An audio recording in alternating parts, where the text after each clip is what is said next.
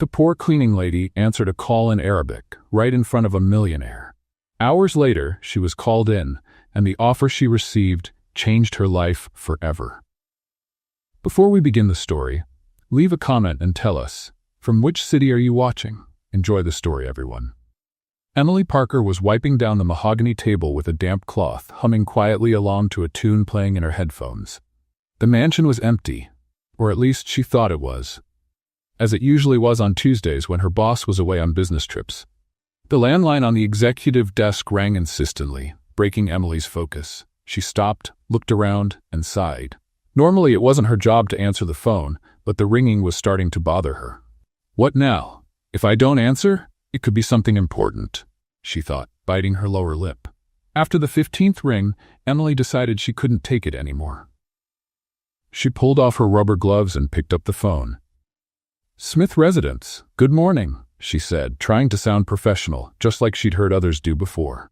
A strong male voice responded on the other end. Hello, I'd like to speak with Mr. Dylan Smith, the man said, in Arabic. Emily's heart started to race. He was speaking Arabic.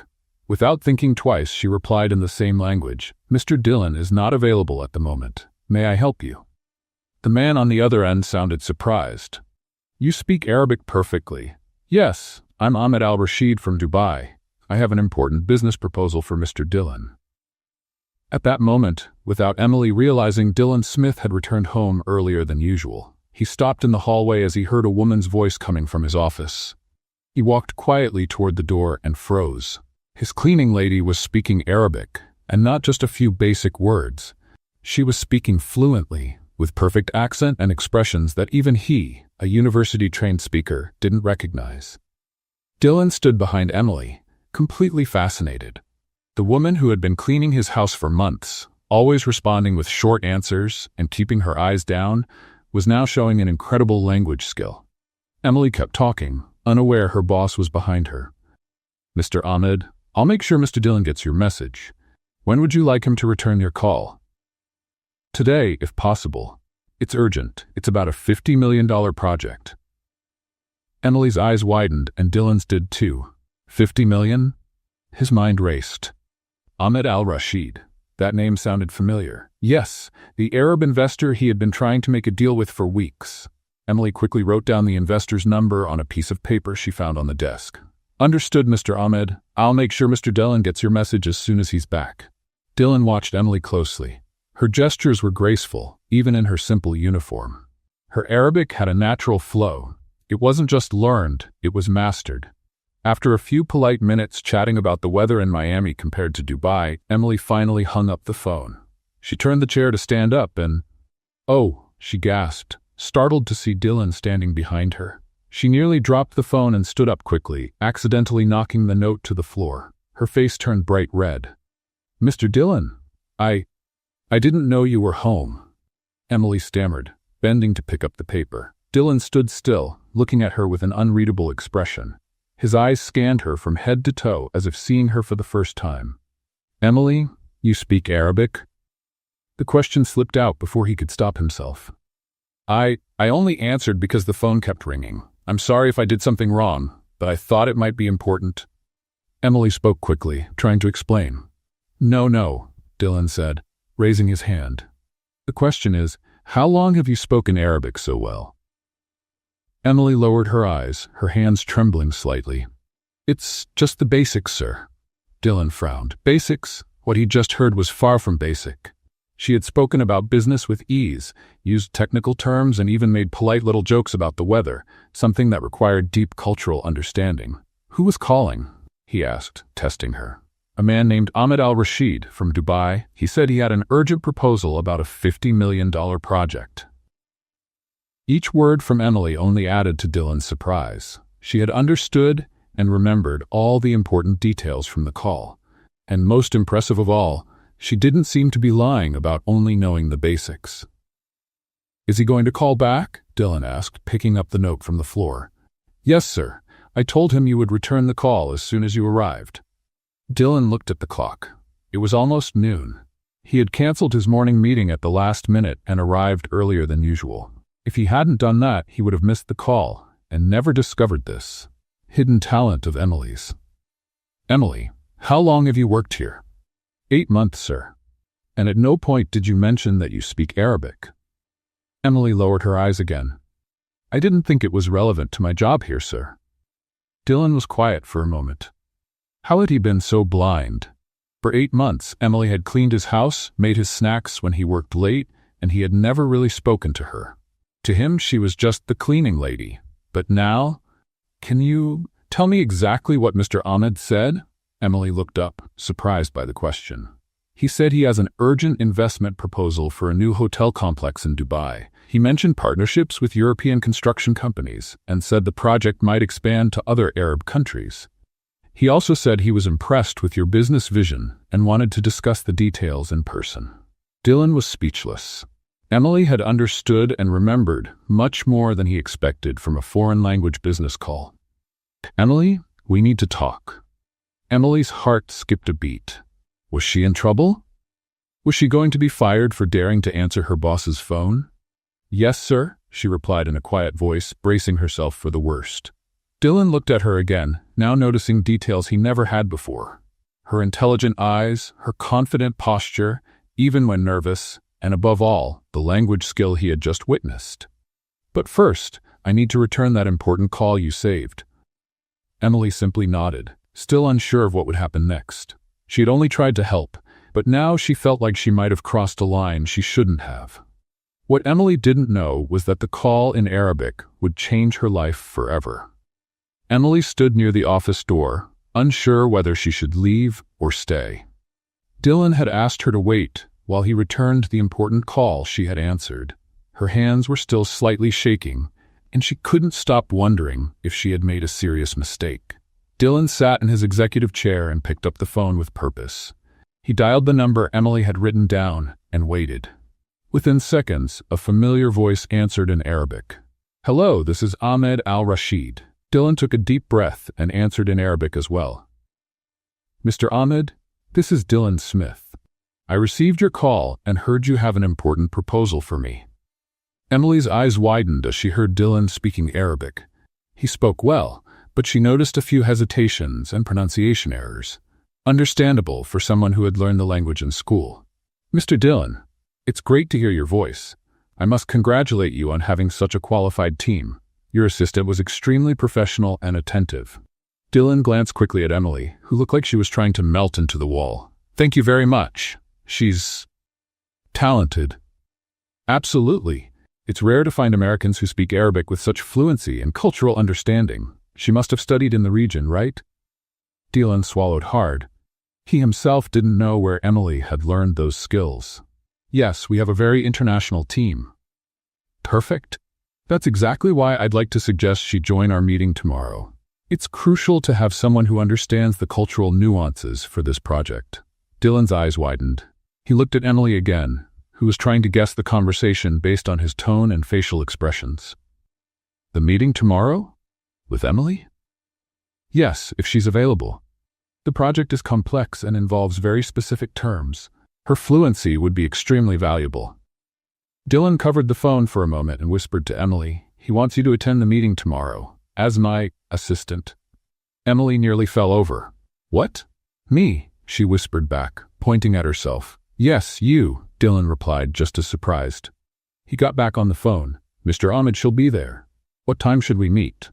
Excellent. 3 o'clock at my office in downtown Miami. I'll be bringing my team from Dubai and some local investors. Perfect. We'll be there.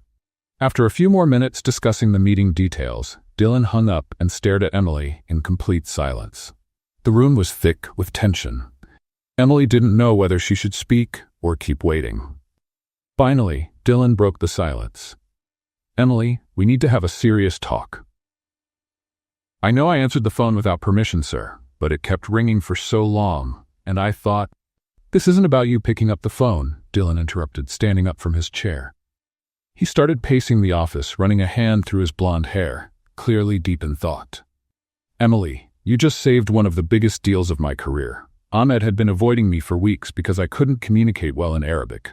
Today, not only did he return my call, but he also offered me an even bigger project. Emily blinked, confused. I'm sorry, sir, I don't understand. Mr. Ahmed said your assistant was exceptional. He assumed you're my executive assistant and was so impressed he insisted you be at the meeting tomorrow. But sir, I'm just the cleaning lady. Dylan stopped and looked straight at Emily. That's what I don't get. How did you learn Arabic so well? And don't tell me it's just the basics. What I heard was native fluency. Emily swallowed hard. That was a question she'd been avoiding for a long time.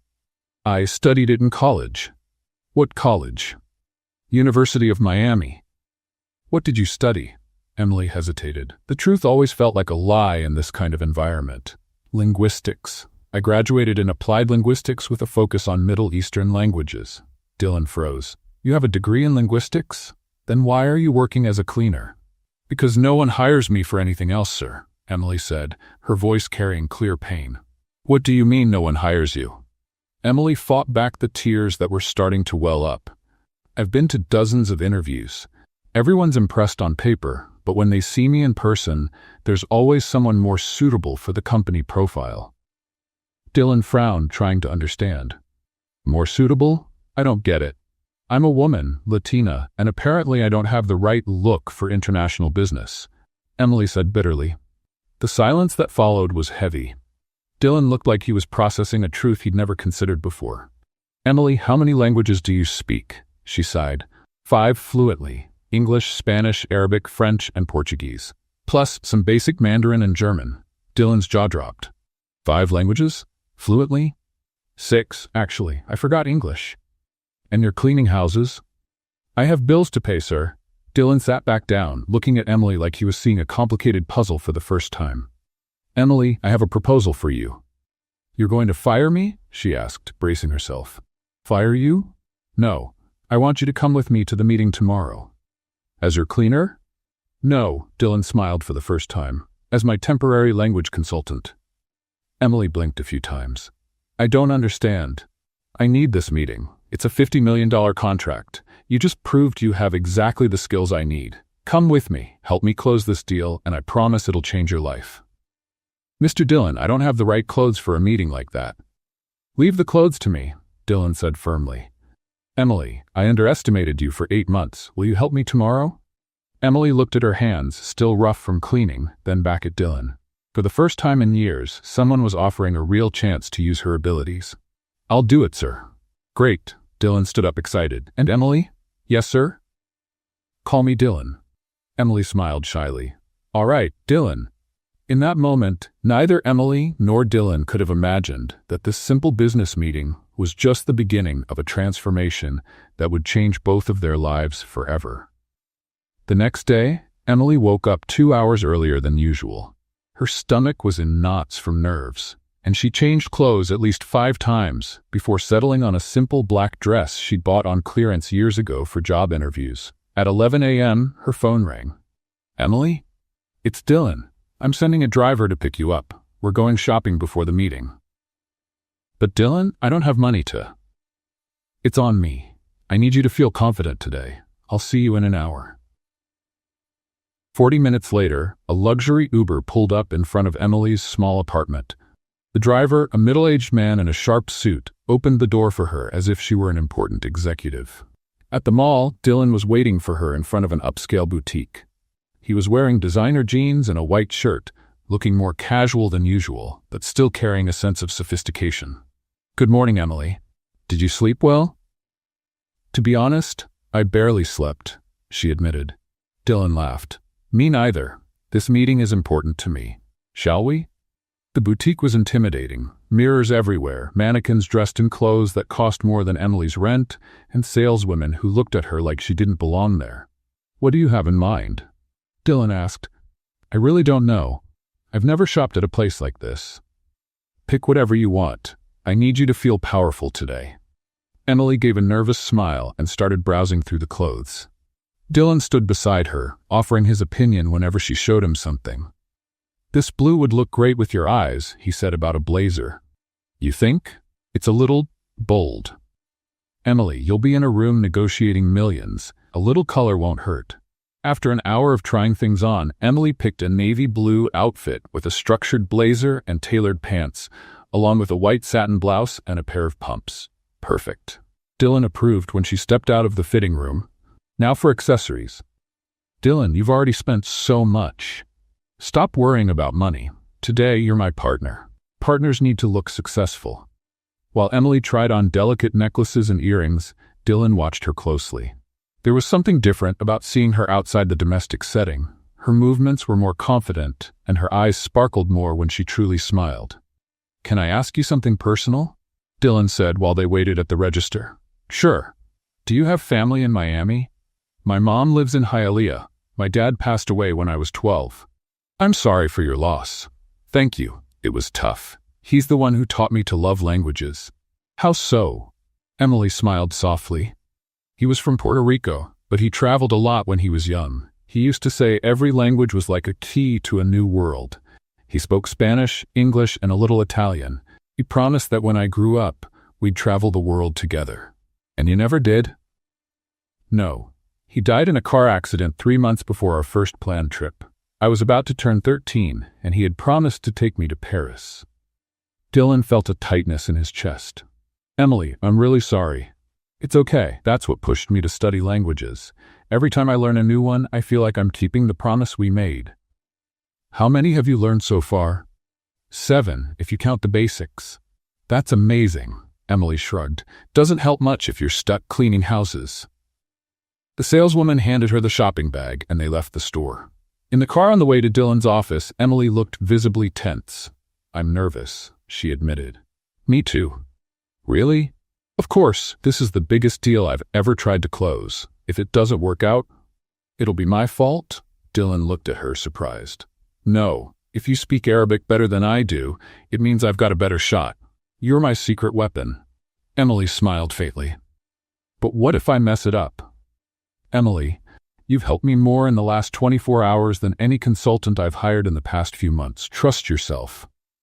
At the office, Dylan brought Emily into an empty conference room. "Let's practice a bit. Tell me about some terms that might come up during the meeting." Emily started explaining construction and investment terms in Arabic while Dylan took notes. With each minute, his admiration for her grew. "How do you remember all this?" "I studied a lot, and when you love something, it's easier." "You love languages that much?" "I love what they represent. Every language has a personality, a culture, a way of seeing the world." Dylan stopped writing and looked at her. "Have you ever thought about teaching or working in embassies?" "I've tried everything, Dylan. No one gives me a real chance." "Well, I'm giving you one." Emily met his eyes. "Why? Why do you want to help me so much?" Dylan hesitated. It was a question he had been asking himself too. "Because I treated you unfairly. For 8 months, I acted like you were invisible. I never asked your full name, never had a real conversation with you. And I realized I've been missing out on conversations with one of the most fascinating people I've ever met." Emily felt her cheeks flush. "You don't have to feel guilty. I never really tried to talk either."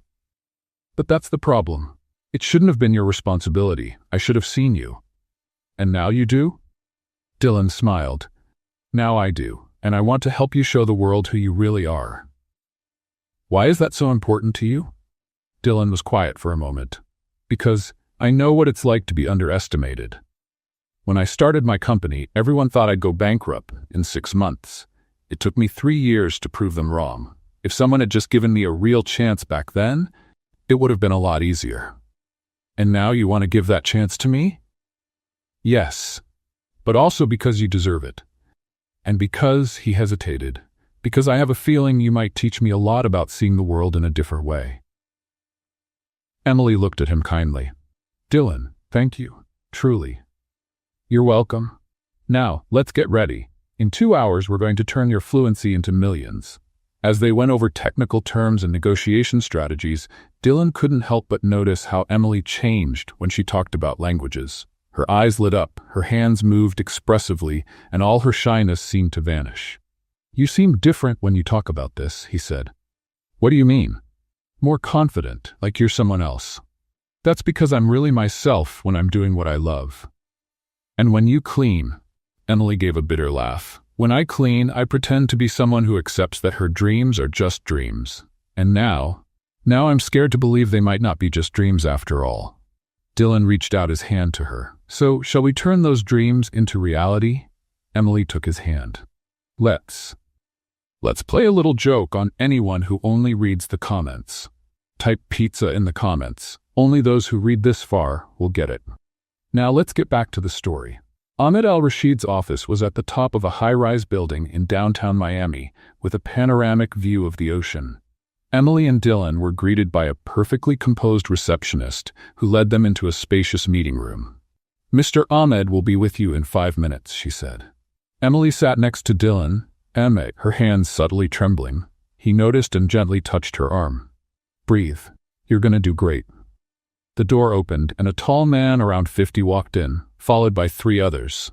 Ahmed al-Rashid had a strong presence and sharp eyes. "Dylan," he said warmly in Arabic, embracing him. "It's so good to see you in person, and this must be the famous Emily who saved our communication yesterday." Emily stood up and responded in fluent Arabic. "It's an honor to meet you, Mr. Ahmed. Thank you for the opportunity to be part of this meeting." Ahmed gave a broad smile. "The pleasure is mine. Your fluency is impressive. Where did you study?" "At the University of Miami, with a semester abroad in Morocco." "Morocco, I love that country."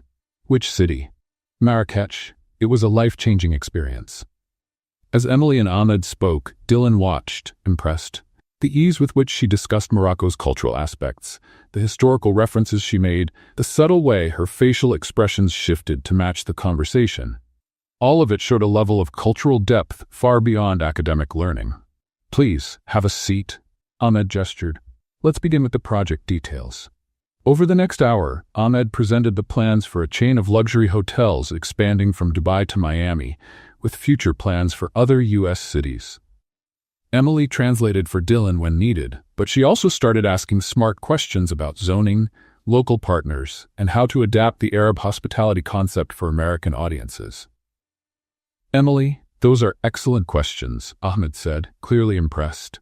"Do you have experience in hotel development?" "Not directly, but during my studies, I analyzed many cases of international expansion in hospitality. The biggest challenge is usually in the cultural details, not just the language." "Exactly," Ahmed said, hitting the table with enthusiasm. "That's why we need a team that understands those subtleties." "Dylan, you've got a real gem here." Dylan smiled. "Yes, I do." After 2 hours of intense discussion, Ahmed leaned back in his chair. "Dylan, I'm ready to make a preliminary agreement today, but I have one specific condition." "What would that be?" "I want Emily to be our cultural consultant throughout the planning phase. She'll need to come to Dubai with us next month to see our operation and then lead the adaptation of our concept for the U.S. market." Emily nearly fell out of her chair. Dylan looked at her, trying to hide his own surprise. "Ahmed, I'll need to discuss this with Emily. It's a big change." "Of course. Emily, what do you think?" All eyes in the room turned to her. Emily took a deep breath. "Mr. Ahmed, I'm honored by your offer. May I ask about the terms and length of the project?" Ahmed smiled. "You see, Dylan? Total professionalism. Emily, we're talking about a 6-month contract with the possibility of an extension. The salary would be equivalent to that of a senior international consultant plus all travel expenses." Dylan noticed Emily swallow hard when she heard senior international consultant. I need a moment to think if you don't mind." "Of course, let's take a 15-minute break." Once they were alone in the room, Dylan turned to Emily right away. "This is amazing. This is exactly the chance you've been waiting for." "Dylan, I can't accept it." "Why not?" Because I still work for you. As a cleaning lady." Dylan paused for a moment and then said, "Emily, I need to tell you something. When I got home yesterday, I was coming back early because I had decided to give the whole house staff 2 weeks off. I was thinking of upgrading the cleaning systems at home." "You were going to fire me?" "Not fire, just give you all a break. But now," he laughed, "now I see the universe had other plans." Emily looked at him, torn. "This opportunity is amazing, but I feel like I'm betraying you somehow." Dylan took her hands. "Emily, you don't owe me anything. I'm the one who owes you. For 8 months, I wasted your talent.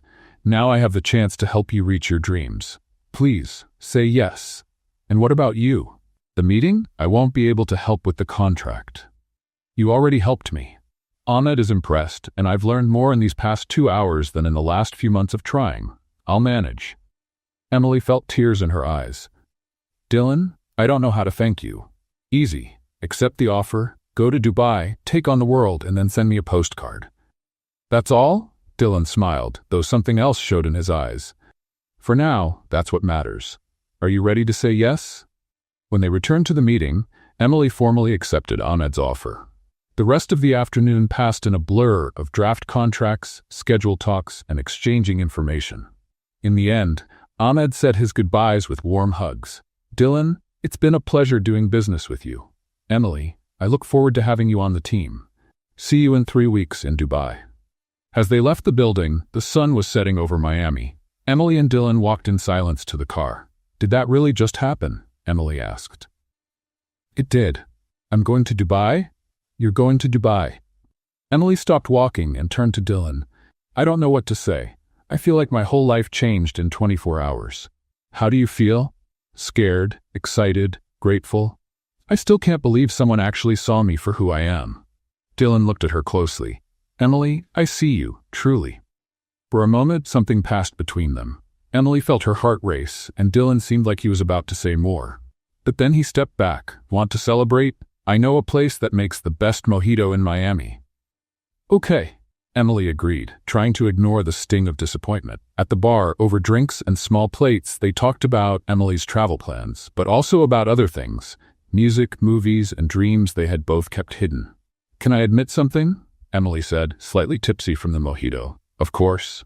I had a crush on you for months. Dylan froze with his glass halfway up. Really? Yes, she laughed, a little embarrassed. Like a silly worker falling for the boss, but getting to know you for real is even better. Better how? You're more human than I thought. Kinder, more real. Dylan smiled shyly. Can I admit something too? Go ahead. In the last 2 days, I've learned more about empathy and missed chances than I have in the past 2 years. Is that good or bad? It's scary, but good. They looked at each other across the table, and again, there was that moment. But then Dylan checked his watch. I should take you home. You've got a lot to prepare tomorrow. In the car, Emily leaned her head against the window. Dylan, thank you for everything. Stop thanking me. Are you going to miss me? The question slipped out before she could stop it. Dylan was quiet for a moment. Yes, I'll miss you. Even though I was just your cleaning lady? Emily, you were never just anything to me. I just didn't know it before. When they reached her apartment, Emily stepped out of the car and turned to say goodbye. Without thinking, she leaned in and hugged him. Thank you for seeing me, she whispered. Dylan hugged her back, breathing in the scent of her shampoo, feeling like something in his life had just clicked into place. Emily? Yes? Will you text me when you get to Dubai? I promise. She went inside, and Dylan stayed there for a few minutes, staring at the modest building where she lived. He had the feeling he was letting something important slip away. 3 weeks flew by. Emily spent her days getting ready, renewing her passport, shopping for appropriate clothes for Dubai, and studying Ahmed's hotel group projects. Dylan helped when he could, but kept a respectful distance that left her confused. The night before the trip, Emily was finishing up her packing when her phone rang. Dylan? Hey, how's everything coming along? Almost done. I can't believe I'm flying to Dubai tomorrow. It's going to be amazing. You're going to do great. Dylan, can we talk in person before I leave? There was a pause. Of course. How about now? I can come over. Emily looked around her small apartment, suddenly aware of the contrast between where she lived and Dylan's mansion. Can we meet somewhere? There's a cafe on the corner that stays open late. 20 minutes later, they were sitting at a corner table in the little cafe. Emily had something on her mind and knew she had to say it before she lost her nerve. Dylan, I need to tell you something important. I'm listening. I feel like there's something left unsaid between us, and if I don't say it now, I'll regret it. Dylan looked at her closely. Emily, no, let me go first. These past few days, every time we get close to having a real moment, one of us pulls away. I don't want to go to Dubai with all these things left hanging. What do you mean? Emily took a deep breath. There's something between us. I know it, but you're holding back. Dylan sighed. I am. Why? Because you're about to start an incredible career. This opportunity could take you places you've never imagined. If I say how I feel, it might look like I'm trying to hold you back or sway your decision. And how do you feel? Dylan looked down at his hands. That you're the most amazing person I've met in a long time. That in the past few days I've come to admire not just your intelligence, but your courage, your determination, your ability to dream even after being let down so many times. Emily felt tears in her eyes. But you deserve to explore every opportunity without worrying about what you're leaving behind. You should be able to fully experience this. And what if I don't want to leave anything behind? Emily? Dylan, listen. I spent months seeing you come and go from the house, building up this image in my mind of who you were. Now that I really know you, I don't want to just let that go. It's not about letting go, it's about timing. What timing? There's no rulebook for this. Dylan gave a small, sad laugh. 3 weeks ago you were cleaning my house. Now you're about to fly to another continent. That's a lot of change in a short time. And what if I want both? The career and you? How? Emily reached for his hand. By staying in touch, talking every day, seeing where this goes. Dubai is a contract, not a permanent move. And after that, then we talk again. But for now, before I leave, I just need to know, are we worth waiting for? Dylan laced his fingers through hers. Of course we are. Then kiss me. Now? Now. Dylan looked around the nearly empty cafe, then back at Emily. Without hesitating anymore, he leaned in and kissed her gently. It was a sweet kiss, full of hope and possibilities. When they pulled apart, Emily was smiling. Now I can go to Dubai with peace of mind. And you'll come back? I always come back from work, Dylan.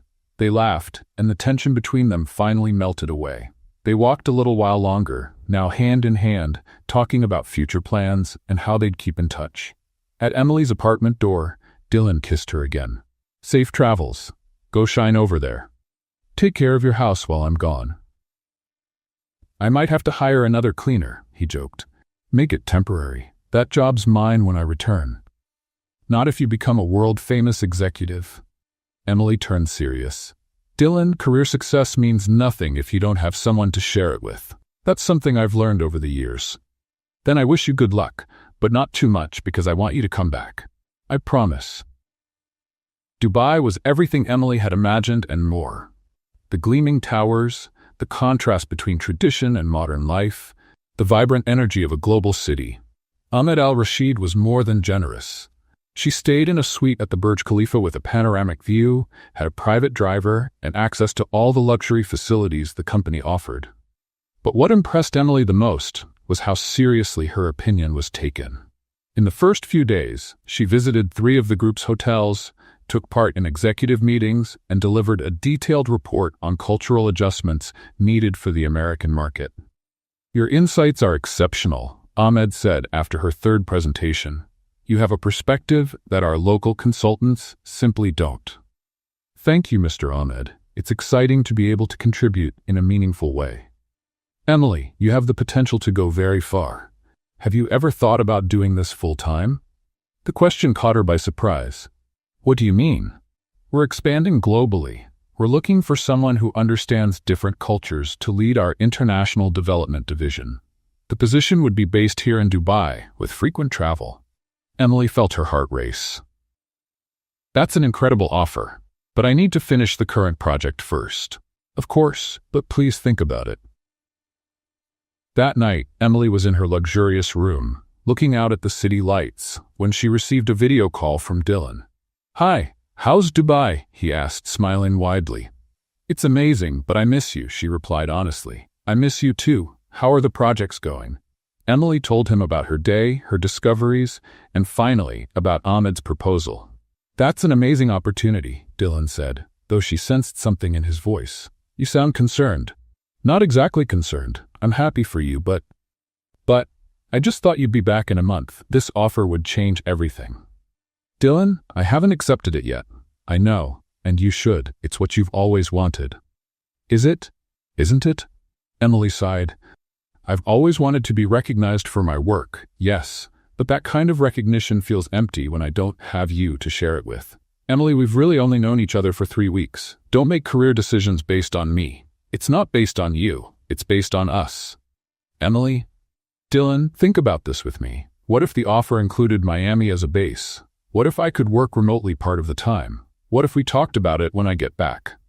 You'd really consider that? I'd try. For us. Dylan smiled. Okay, let's talk when you get back. For now, enjoy Dubai. I promise. The day of the crucial meeting arrived. Emily was in the main conference room of the most luxurious hotel in Dubai, wearing a navy blue suit Ahmed had custom made for her. The fabric had a silky feel, and the color brought out her eyes, giving her a professional and elegant appearance. She had spent the night before studying every detail of the project, practicing possible questions in Arabic, and even memorizing the names and titles of everyone attending. The room had a view of the Burj Khalifa and the Gulf, with a conference table that could easily seat 20. The air was scented with oud, a traditional Arabian fragrance Emily had come to appreciate. Her briefcase was neatly organized with 3 printed versions of the contract, a gold calculator, and Parker pens Dylan had sent as a good luck gift. Along with Ahmed and his team, there were investors from several Arab countries, Saudi Arabia, the UAE, Qatar, and Kuwait. The pressure was intense. This $50 million contract would determine not only the future of the Miami project, but also her credibility as an international consultant. Every word had to be perfect. Gentlemen, allow me to introduce Emily Parker, our cultural consultant for the Miami project, Ahmed announced with visible pride. Emily greeted each person at the table in the appropriate language. For the Saudis, she used the formal and respectful, "Peace be upon you," and God's mercy and blessings. For the Emiratis, she took a slightly more relaxed, yet still formal tone. For the Maghreb investors, she discovered that 2 were of French origin and greeted them in French, showing her linguistic versatility. Over the next 3 hours, she didn't just translate. When one investor questioned whether certain architectural features would respect Islamic traditions, Emily gave a detailed analysis of how modern buildings in cities like Dubai and Doha incorporate traditional elements without sacrificing innovation. She drew diagrams on the whiteboard explaining concepts like mashrabiyah, decorative latticework, and how they could be adapted to filter Florida's intense sunlight. When a discussion arose about food practices in international hotels, she clarified misunderstandings about halal certification and culturally sensitive options that would appeal to both local and international guests. During every explanation, her eyes lit up with passion, and her hands moved with elegant gestures, painting vivid pictures with her words. A critical moment came when a conservative Saudi investor raised concerns about certain architectural provisions. The tension in the room was tangible. Ahmed looked nervously at Emily, who took a deep breath and stood up. Sheikh Abdullah, I completely understand your concerns. Allow me to suggest a solution that honors both our sacred traditions and meets international hospitality standards. She spent the next 20 minutes presenting changes that included separate prayer areas oriented precisely toward Mecca, family rooms designed for privacy, and public spaces that respected modesty guidelines while still maintaining a cosmopolitan elegance. She even suggested bringing in religious consultants to make sure every detail followed appropriate Islamic interpretations. This is perfect, the Saudi investor said, his serious expression softening.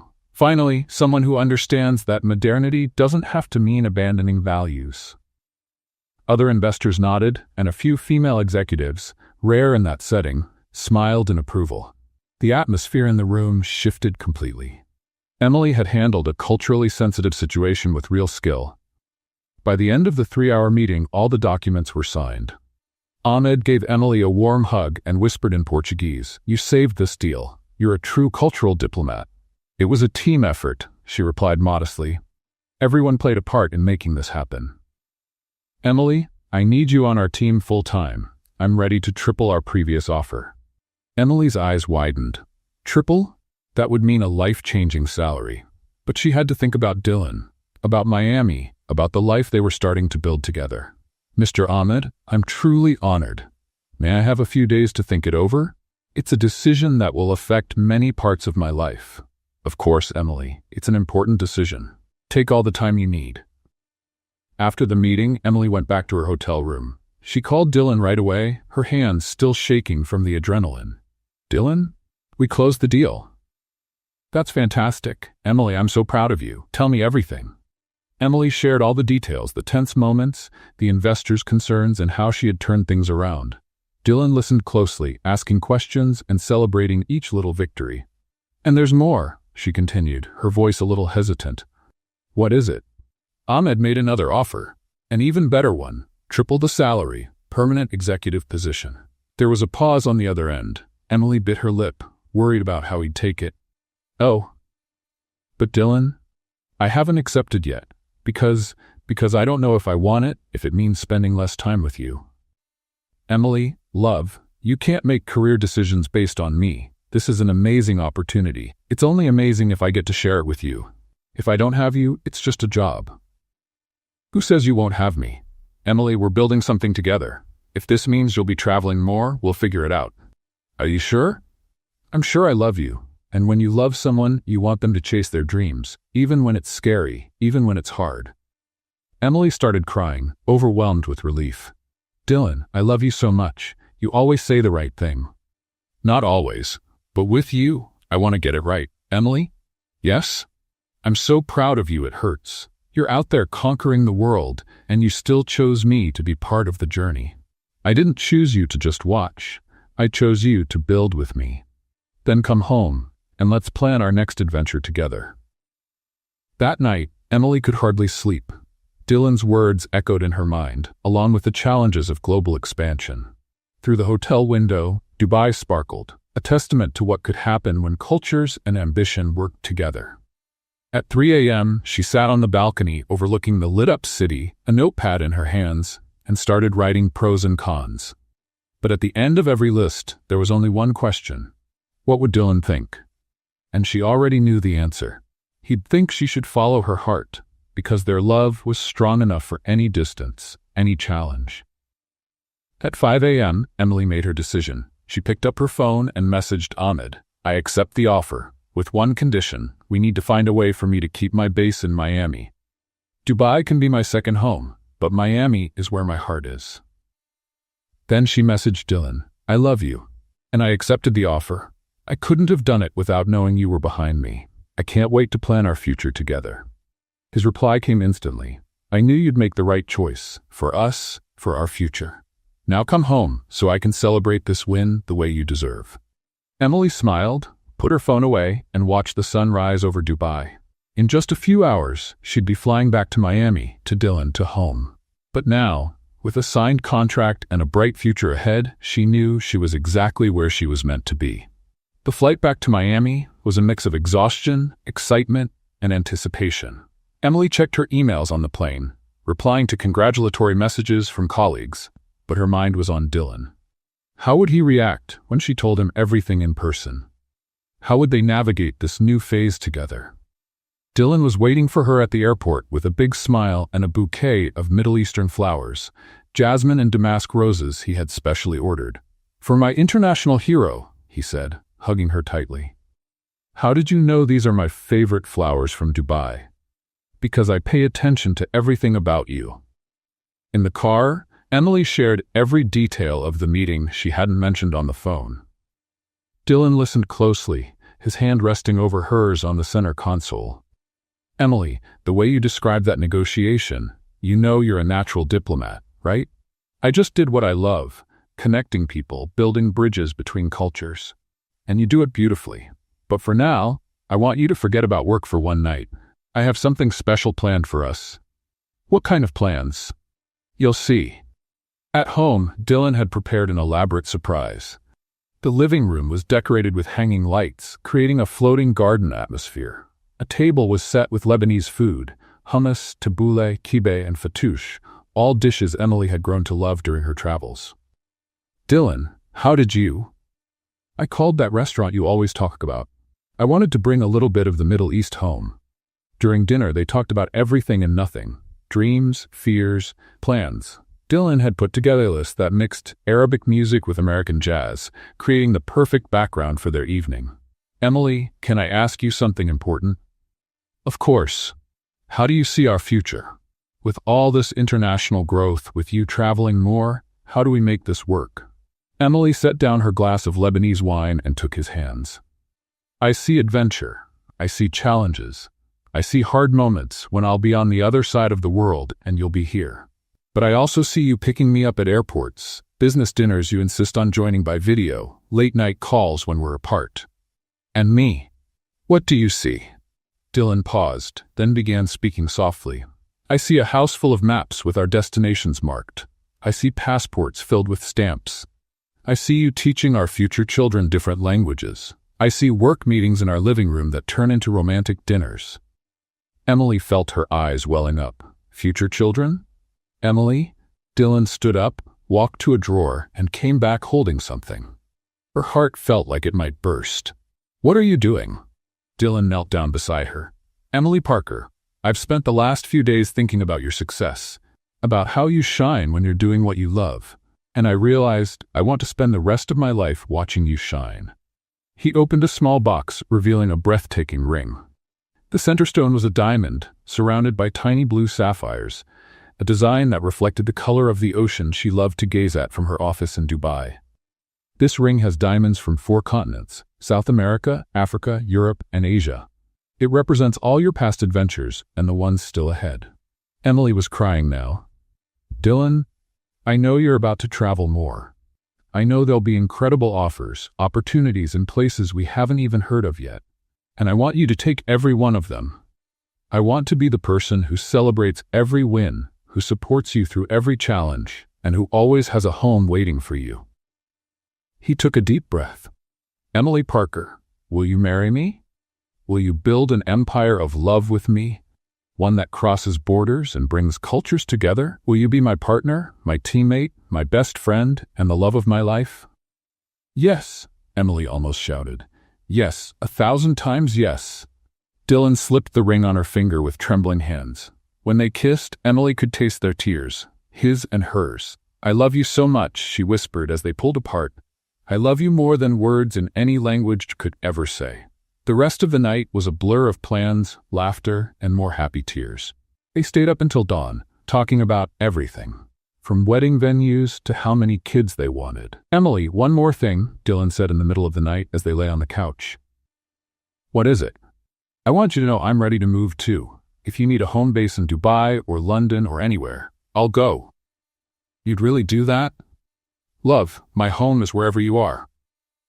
But what about your business here? It can be managed from anywhere. Besides, I think it's time I expanded internationally too.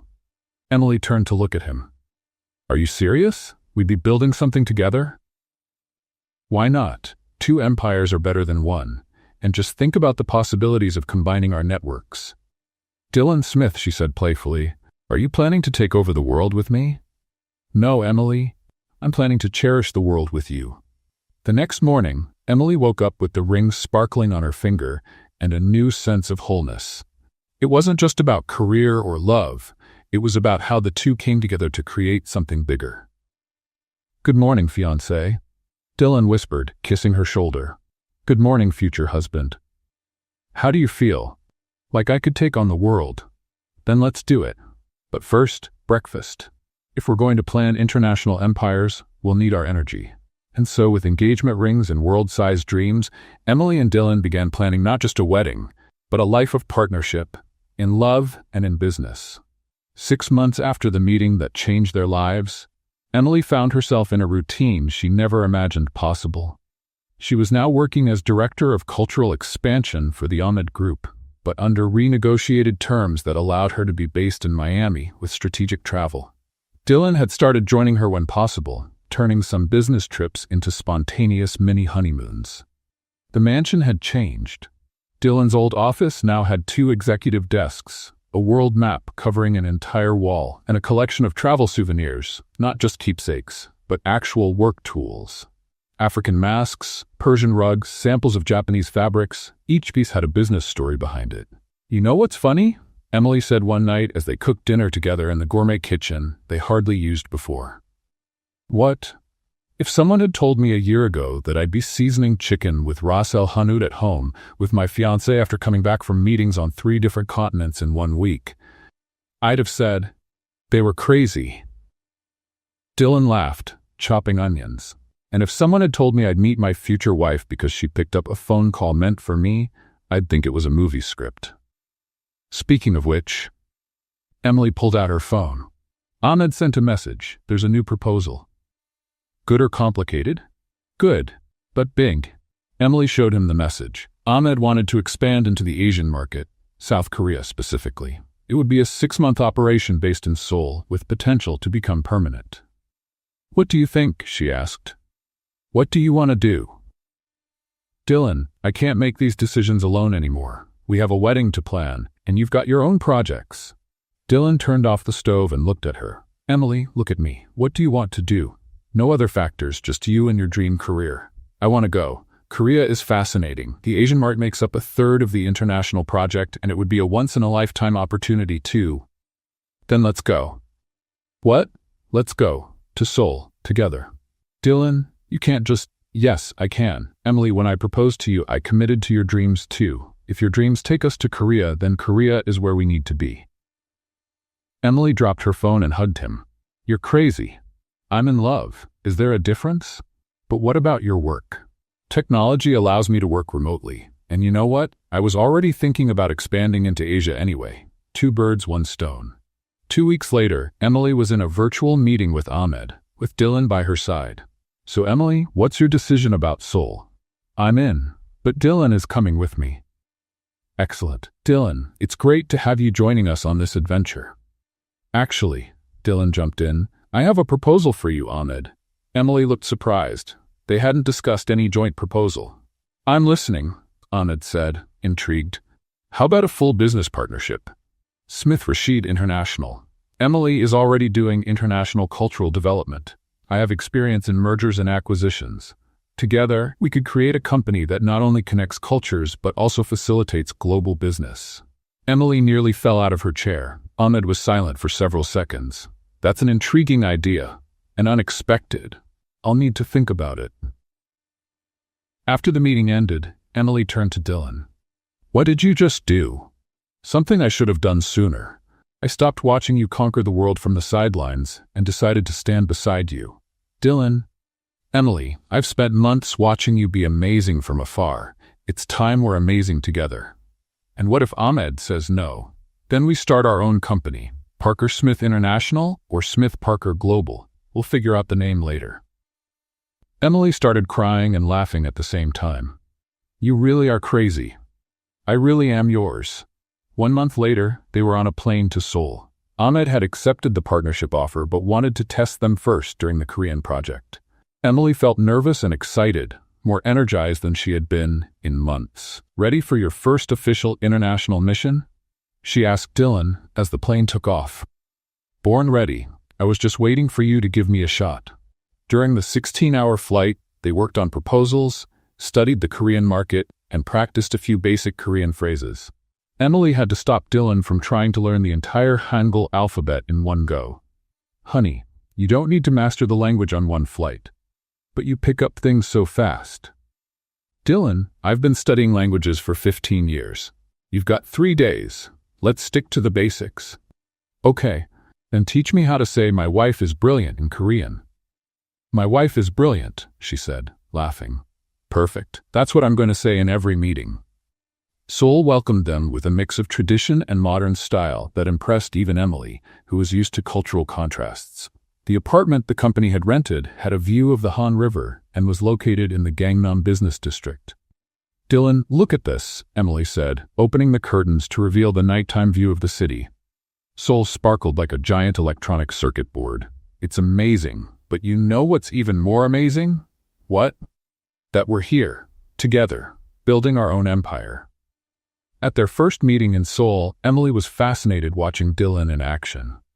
He had learned Korean business protocol, practiced proper bows, and even tried a few Korean phrases Emily had taught him. Dylan Parker Smith, he introduced himself, using the hyphenated name they had chosen for business purposes. And I'm Emily Parker Smith, she added, feeling a new kind of emotion as she said the name. The meetings were intense. The Korean market was unlike anything Emily had experienced. More formal than Dubai, more tech-driven than Miami, with its own unique cultural nuances. But having Dylan by her side made all the difference. Where she excelled at cultural sensitivity, he was strong in business strategy. Together, they created a synergy that impressed even the famously demanding Korean executives. Miss Emily, said the CEO of the main company they were negotiating with, Your husband understands business, but you understand people. Together, you are a powerful team. After 3 weeks in Seoul, Ahmed set up a video call to check on their progress. Do you have the contracts? Yes, Emily answered. Is the initial project approved? With bonuses, Dylan added. And are the local partners satisfied? More than satisfied. They want to expand into 2 additional phases, Emily finished. Ahmed smiled on the screen. Sounds like Smith Rashid International officially begins tomorrow. Welcome aboard, partners. That night, back in their temporary apartment in Seoul, Emily and Dylan celebrated with Korean champagne and a view of the city that had tested and approved their partnership. We did it, she said, raising her glass. We did it, and honey? Yes? This is just the beginning. Wedding planning started in Seoul, continued in Dubai, paused in London, and finally took root in Miami. Emily and Dylan had decided they wanted something intimate yet meaningful, a reflection of the many cultures now part of their lives. We want the Miami Botanical Garden, Emily announced one morning over breakfast in their Seoul apartment. Any special reason? Dylan asked, spreading butter on the Korean bread they'd bought from the bakery around the corner. It's where it all started, geographically. Miami was the starting point, and they have an international garden, Damascus roses, Japanese cherry trees, Cuban palms. It's like our life all in one place. Perfect. In the months that followed, the planning turned into a complex dance of time zones and cultures. Emily's mother wanted Latin traditions. Ahmed insisted on sending decorators from Dubai. Dylan wanted classic American touches, but also hoped to honor all the places they had visited together. Are we planning a wedding or a UN conference? Emily joked one evening, staring at the long lists of details on her laptop. Why not both? Dylan smiled, running his hand through her hair. Our life is international. Why should our wedding be any different? 3 months before the wedding, they moved back to Miami for good to finish the final preparations. The house had changed again. Now there was a second office for Emily, a room just for fabric samples and wedding catalogs, and a wall covered with photos of places where they had worked together. Miss Parker, Mr. Smith, the wedding planner, an experienced Colombian woman, arrived with more catalogs. We need to decide on the floral decorations. We have a few ideas, Emily said, excited. She had spent weeks researching flowers that would represent each important culture in their lives. We want damask roses to represent our time in Dubai, Japanese orchids for Seoul, hibiscus for Miami, and she took a deep breath. Portuguese geraniums, to honor Dylan's mother's side of the family. Dylan looked surprised. How did you know about the Portuguese geraniums? Your mother told me. She said your grandmother always grew them, and you loved the smell when you were a kid. I love you, he said simply, kissing her forehead. I see romance with attention to detail. The planner smiled. We'll get all of those flowers. 2 weeks before the wedding, Ahmed arrived in Miami a week earlier than planned. I need to talk to you both about something important, he said during dinner at their home. Emily and Dylan exchanged worried looks. Ahmed, if this is about the Tokyo contract, Dylan began. It's not about work, Ahmed interrupted. It's about you two. Us? Emily asked. Yes. I've been watching you over the last few months. The way you work together, the way you respect each other, how you combine your unique talents to create something greater than the sum of its parts. He paused to take a sip of wine. I want to propose something. A full joint venture. Not just you two working for me, but a real partnership. Smith Rashid Parker International, with the 3 of us as equal partners. Emily almost dropped her wine glass. Ahmed, It's well deserved, Dylan said, but there was a note of caution in his voice. But why now? Why not after the wedding? Because I want you to go into your marriage knowing you have a solid future both personally and professionally. And because, Ahmed hesitated, because I see you as family. This offer isn't just business. It's recognition. Emily started to cry. Ahmed, don't answer now. Think about it. But know this, no matter your decision, you'll always have a partner in me. That night, Emily and Dylan stayed up late talking. It's an amazing offer, Emily said, snuggled against Dylan's chest. It's more than amazing. It's a dream. But I want to make sure I'm not taking you away from your own dreams. I know Ahmed has offered you roles that give you more creative freedom. Emily turned to look at him. Dylan, My dreams have changed. I used to want to prove something, to show I could do it. Now I want to build something. With you. Are you sure? I've never been more sure of anything in my life. Then I think we have an answer for Ahmed. Do we? Emily Parker, soon to be Emily Smith and future business partner, will you build an empire with me? I will. But only if you promise never to forget where we came from. How could I? It's our favorite story. On the morning of the wedding, Emily woke up in her old apartment, a tradition they had insisted on keeping. Her mom, her bridesmaids, and even a few friends from Dubai had stayed over, turning the small apartment into an international slumber party. Nervous? Her mom asked as she helped with makeup. No, I'm sure. Even with everything that's changing, the new company, the constant travel, this whole international life, Emily looked in the mirror, seeing not just herself, but bits of every woman who had shaped her. Her mom, her language teachers, friends from around the world. Mom, do you remember when Dad died, and I promised myself I'd learn every language in the world so we could still travel together? I remember. I didn't keep that promise. But I found something better. I found someone who wants to take all those trips with me. Across town, Dylan was nervous. His best friend had to remind him to breathe 3 times. Man, you're more nervous than she is, his friend joked. That's because today it becomes real. It's not just dating, not just living together. It's forever. And are you ready? Dylan looked in the mirror, adjusting his tie for the 15th time. I was born ready. I just didn't know it until I met her. The botanical garden had been transformed. Flowers from 5 continents created a multicultural path leading to the altar. Guests from dozens of countries filled the white chairs. Dylan saw Emily's coworkers, business partners, but most of all, chosen family from places that hadn't even been in their lives a year ago. When the music began, Dylan felt his hands get sweaty. Omar, Emily's assistant in Dubai who had become a friend, was already holding the rings. Ahmed, his best man, stood beside him with a proud smile. And then she appeared. Emily walked down the aisle with her mother, but Dylan only had eyes for her. Her dress was simple, but with embroidered details she had coordinated with artisans from different countries. Gold thread from Dubai, pearls from Seoul, lace from Miami.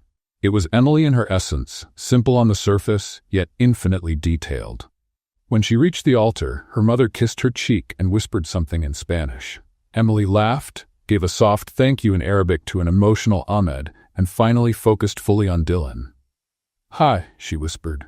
Hi, he answered, voice trembling. You look beautiful. You're crying. I'm an emotional man. The officiant, a college friend of Dylan's who had become a minister, started the ceremony in English, but included blessings in Arabic and Spanish that Emily and Dylan had chosen together. When it was time for the personal vows, Dylan took a deep breath. Emily, a year and a half ago, you were a stranger cleaning my house. He began in Spanish, making her mother tear up. Today, you are the one who gives meaning to every word I know in any language. He switched to English.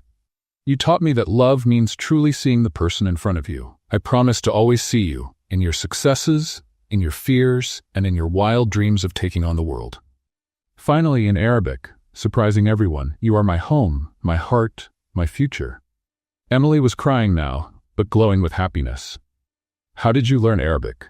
I had an excellent teacher these past few months, he said with a wink. Emily wiped her tears and began her vows. Dylan, a year and a half ago, I answered your phone, scared I'd be fired for daring to pick it up. Gentle laughter from the guests. Today, I answer your phone because we've built something together that's bigger than fear, bigger than cultural differences, bigger than any border. She took his hand. You saw me when I felt invisible. You loved me before I believed I was worthy of love. And more importantly, you don't just accept my dreams, you insist on making them your own. In Spanish to her mother, I promise to love you the way Papa loved Mama, through changes, challenges, and all our adventures. And finally, in Arabic, to a now openly weeping Ahmed, thank you for giving me the chance to find my love. Now, the officiant said, do you have gifts for each other? Dylan nodded and took out an envelope. Emily, besides the ring, I have something else for you, a passport. I already have a passport, love, she laughed. An honorary diplomatic passport. Ahmed and some influential friends helped make it happen. so you can move more easily between countries for work. Emily covered her mouth, overwhelmed. Dylan, that's impossible. Nothing's impossible for us. Emily then brought out a small box. I have something too, a watch. I already have a watch, Dylan echoed her joke. This one shows 4 time zones at once, so wherever we are, we'll always know what time it is where the other person is. Dylan kissed her before the officiant could say anything. Sorry, he laughed. No problem, the officiant smiled. In fact, I now pronounce you husband and wife. You may kiss the bride again. And so, with friends from different continents as witnesses, under the Miami sky in a garden that represented the whole world, Emily and Dylan sealed their union, not just as a couple, but as life partners, dreamers and builders of something bigger. A love that crossed all borders. 2 months after the wedding, Emily and Dylan were on their delayed honeymoon in Bali, a destination that matched their philosophy. Why choose just one place when you can explore many? They had spent a week relaxing in Hawaii, then made a quick stop in Tokyo for a few meetings, and were now enjoying the beaches and temples of Indonesia before returning to reality. It was their first night at the private resort in Ubud when Dylan got an urgent call from the executive assistant they had hired in Miami. Hey, sorry to interrupt, but this is urgent, James's voice came through the phone. Emily lifted her head from the pillow, looking concerned. What's going on? Dylan asked, putting the call on speaker. Ahmed is going through a crisis. The partners in Tokyo are threatening to pull out of the deal. Apparently it's a cultural issue, and they need Emily urgently. Emily sat up immediately. What kind of cultural issue? Something about misinterpreting certain clauses. The Japanese side think was intentional, but Ahmed believes it was just a bad translation. It's a complete mess. Dylan looked at Emily, seeing the same conflict in her eyes that he was feeling himself. When do they need us? She asked. Yesterday. The meeting is tomorrow at 2 p.m. Tokyo time. Emily was already standing up. Is there a flight from Bali to Tokyo? Emily, sweetheart, it's our honeymoon, Dylan said, holding her hand. Dylan, if we don't fix this, we lose the entire Asian project. James, can you give us 5 minutes? Dylan asked. Of course. Dylan hung up and turned to Emily. What do you want to do? What I need to do? Go to Tokyo. And the honeymoon? Emily sat beside him on the bed. Love, how many couples get to have a honeymoon that could save a corporate empire? Are you serious? You want to turn our honeymoon into a business trip? I don't want to, but I need to. This is our company now, Dylan. Our reputation. Dylan stayed quiet for a moment, then laughed. You know what? You're right. I am?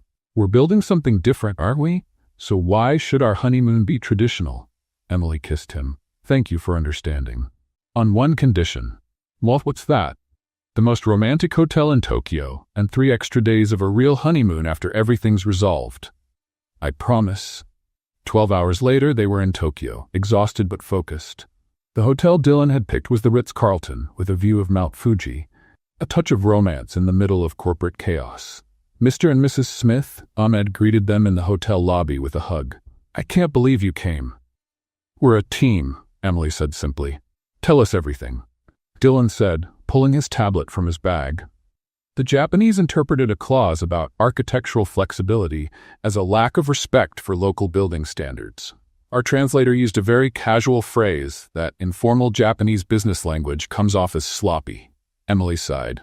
Let me guess, he used the word for sloppiness instead of respectful adaptability? Ahmed paused. How did you know that? Sloppiness implies carelessness. Respectful adaptability shows we value their standards. It's a common mistake when cultural nuances are missed. Exactly. And now they want Mr. Tanaka to receive a personal apology. When's the meeting? Dylan asked. In 8 hours. Emily looked at Dylan. I need to prepare. Review all the contract clauses in Japanese. Create a presentation to rebuild trust. And I'll reach out to some local partners. See if we can find a respected cultural intermediary to vouch for our good faith, Dylan said, already picking up his phone. Are you too sure about this? Ahmed asked. It's your honeymoon. Emily and Dylan looked at each other and smiled. Ahmed, she said, this is our honeymoon, saving our company together, building something bigger than any one job, being real partners. Besides, Dylan added, Tokyo has its romantic charm. Didn't we already have a business meeting over dinner in Dubai on our honeymoon? Emily laughed. That was surreal and wonderful. Then let's make Tokyo work too. For the next 8 hours, Emily barely slept. She reviewed every line of the contract, prepared a detailed presentation about cultural respect and genuine intentions, and even practiced different levels of bowing that could express sincere apology without appearing submissive. Meanwhile, Dylan managed to contact 3 respected cultural intermediaries, including a corporate advisor who had experience with Japanese Middle Eastern mergers. Mr. Dylan is very skilled at networking, the advisor said over a quick coffee at 5 a.m. It's my superpower, Dylan smiled. My wife has the cultural superpower, and I have the people skills. At the meeting, Emily was flawless. She wore a conservative yet elegant navy blue suit, had researched the background of each Japanese executive, and began with a deep, but not overly dramatic bow. Mr. Tanaka, esteemed board members, she began in formal Japanese, I am deeply grateful for the opportunity to clarify the intentions behind our proposal. Over the next hour, she not only corrected the linguistic misunderstanding, but also presented examples of past projects where flexibility had been seen as a way to honor local architecture, not to dismiss it. She showed examples from Dubai where traditional elements were respectfully integrated into modern designs. Our vision, she said, switching to fluent English to include Ahmed in the conversation, is to create spaces that honor both the past and the future, that respect traditions while embracing innovation. Mr. Tanaka, who had been serious throughout the meeting, finally nodded. Miss Parker-Smith, your understanding of our culture restores our confidence. And Mr. Smith, he turned to Dylan, I appreciate your efforts in bringing respected mediators. Together, you show a level of commitment we haven't seen in a long time. Ahmed nearly fell out of his chair with relief.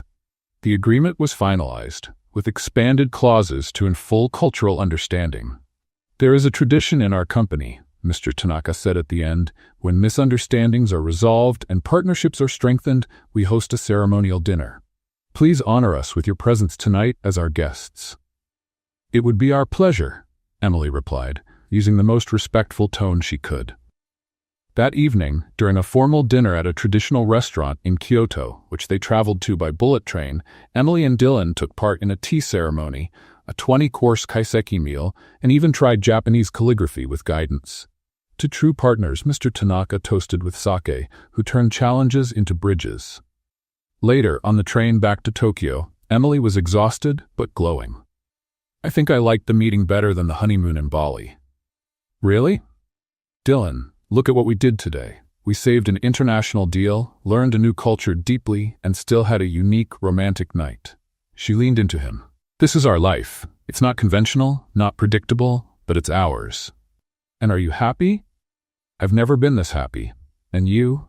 Emily, every day with you is an adventure. And I wouldn't want it any other way. During the next 3 days in Tokyo, they finally had time to themselves.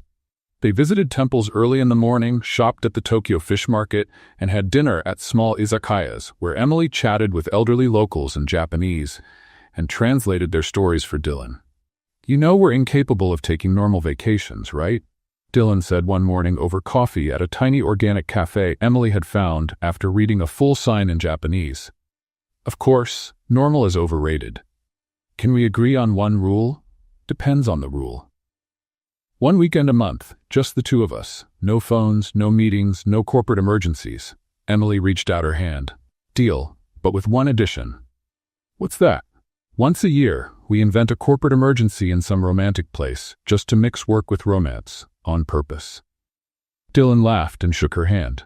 Now that's perfect. You're brilliant. I'm yours, and I'm yours.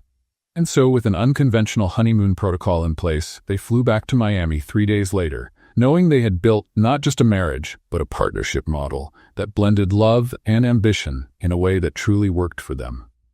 2 years after the wedding, Emily was in her new home office, a space that had been expanded to fit 2 Scandinavian-style cribs. The twins, Sarah and Omar, were sleeping peacefully as she joined a video call with investors from Zurich. So Mrs. Smith, our quarterly analysis projects a 34% growth if we expand first into South America, the Swiss executive said, Emily took notes as Sarah started to fuss. Without hesitation, she picked up the baby with one arm, continuing the meeting as if it were the most natural thing in the world. Yes, I understand your projections, but we need to consider political nuances in Venezuela and currency instability in Argentina, she said while gently rocking Sarah. Dylan appeared in the doorway, Omar in his arms, holding 2 cups of coffee. Can you hand me the pink pacifier? She whispered. Dylan passed her the pacifier and kissed her forehead. How's the meeting? Productive. They want to expand into South America. And do you? We need to talk after the little ones are asleep. Emily returned to the call. Sorry for the interruption. Where were we? We were just saying how impressed we are. It's rare to see a professional balance family and business with such grace. Thank you. At Smith Rashid Parker, we believe the best decisions come when we honor every part of our lives. After the meeting, Dylan was in the kitchen preparing bottles. The Swiss want South America. You? I got 3 proposals to expand my financial tech into Europe. They looked at each other. Have we been too ambitious? Emily asked. Emily, remember when we said we wanted it all? Career, family, travel, global impact? And we're having it all. So the real question is, do we still want to grow? Emily fed Omar thoughtfully. You know what the best part of the past year has been? Working with you, traveling with the babies for meetings, showing our kids that ambition and love can go hand in hand. With conditions. What kind? First, we invest in a private jet. It's practical for traveling with babies. Second, we hire a cultural assistant in each region, someone who knows how to create baby-friendly meeting spaces. Third, we stick to our rule of 1 weekend a month just for family. Emily? Yes? I love you more since we became parents. Why? Because I watch you handle phone calls in 3 languages while making baby food. You close million-dollar deals while Sarah pees on your lap. And I love you more because you never make me choose between career and family. Dylan, can I admit something? Always. Sometimes I feel like we're just too lucky. Dylan pulled her into his arms. Love, you saved my company, speak 6 languages, negotiate with sheikhs in the morning, and sing lullabies in Japanese at night. You deserve every success. And you had the courage to see more than just an employee, you saw a partner. Dylan? Yes. Let's expand into South America and Europe, and let's change how international business works for people with young kids. Yes, ma'am, CEO. A month later, Emily was in São Paulo pitching to Brazilian investors. Sarah was in a stroller with Omar and a multilingual au pair. Our family-focused approach doesn't make us less efficient. On the contrary, it shows full versatility. The Brazilians were impressed. It's refreshing to see a company that understands professionals have families and that successful business can include real life. After the meeting, Emily video called Dylan in Amsterdam. How did it go? Perfect. You? It's a done deal. The Dutch loved our life-work integration idea. We're creating a movement. We're building a global family. 6 months later, Smith Rashid Parker International had become a Harvard case study, not just for rapid growth but for their groundbreaking approach. Mrs. Smith, Forbes wants to do a cover story on you two. Can they wait until I finish cleaning baby vomit off my Armani blouse? On the day of the photo shoot, Sarah wore a tiny pink suit, Omar a navy one. Say global takeover, the photographer said. World conquest, everyone shouted, while the babies babbled in delight. The article highlighted not just their financial success, but the shift in mindset they represented. Emily, we're changing the world, Dylan said one night in Dubai. We're living our truth, and the world is learning there are many ways to love, work, and grow. Do you still think about that phone call? Always. It was the first time I used my voice for something bigger. And look where we are now. 3 months later, Emily stood in Vancouver for her TED Talk. Dylan sat in the front row with the kids. 3 years ago, I was an invisible cleaner. A phone rang. I answered. And that simple act changed corporate paradigms. For 20 minutes, she shared her journey as a case study in visibility, cultural appreciation, and family work integration. The issue isn't work-life balance, it's work-life integration. The applause was deafening. Mommy did great, Sarah shouted. Mommy was amazing, Omar added. Later, a young woman from Beirut approached.